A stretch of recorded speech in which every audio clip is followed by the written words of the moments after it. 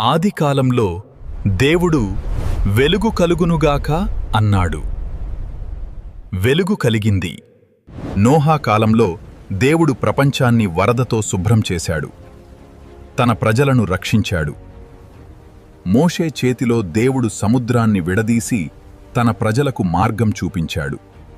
యేసు ప్రభువు నీటిని ద్రాక్షరసంగా మార్చి తన మహిమను చూపించాడు.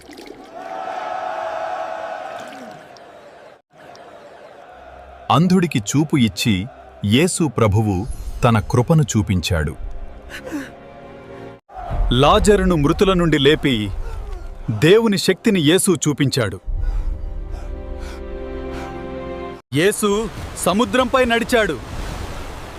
ఆయనకు అసాధ్యం ఏదీ లేదు. శిలువపై మరణించి మూడవ రోజు లేచి యేసు ప్రపంచానికి రక్షణ ఇచ్చాడు.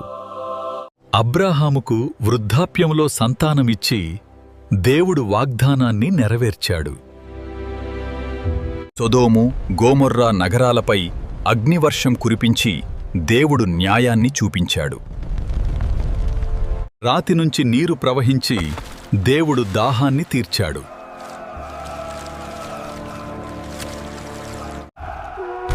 యెరికో గోడలు కూల్చి దేవుడు విజయాన్నిచ్చాడు. డానియేలు సింహాల గుహలో రక్షింపబడ్డాడు. అగ్నిగుంతలో దేవుడు తన సేవకులను కాపాడాడు. యోనా చేప పొట్టలో కూడా దేవుని రక్షణ పొందాడు. పౌలు ప్రార్థనతో జైలు తలుపులు తెరుచుకున్నాయి.